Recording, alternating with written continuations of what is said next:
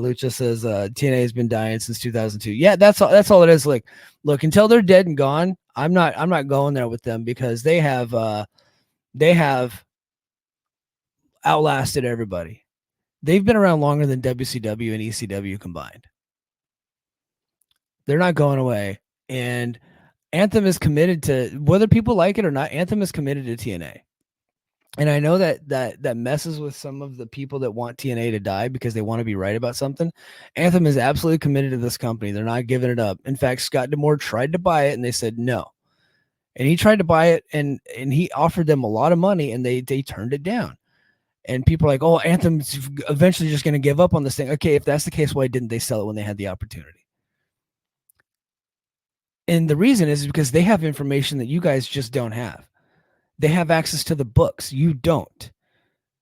Right? You don't watch the show. You don't subscribe to the app, so you assume nobody else does either. But it turns out that's just you. Right? That's it.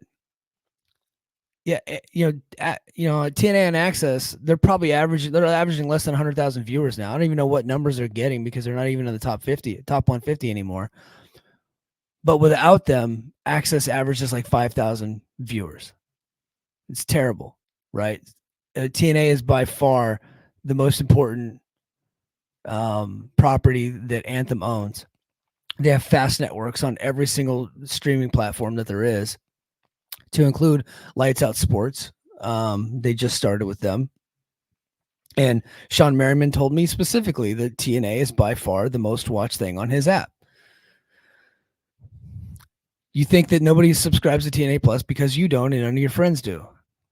But they just, and I'm going to get into the story in a little bit, but they just tried to move even more people over there because they're committed to the app, and they just relaunched at the beginning of the year under the Endeavor streaming umbrella, right? They're committed to it. That's it. Everybody needs to chill out. They're not going anywhere.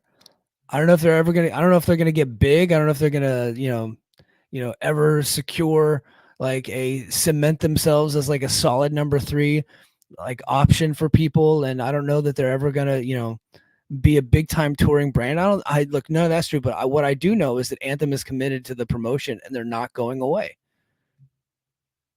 And I know that sucks to hear. It sucks to be wrong about stuff. And you've been predicting something for over 20 years and you've just been wrong the entire time. And that's got to suck for you, but you're staying committed to it. And I appreciate that about you guys, that you're committed to being wrong. So thank you. Gives me something to talk about.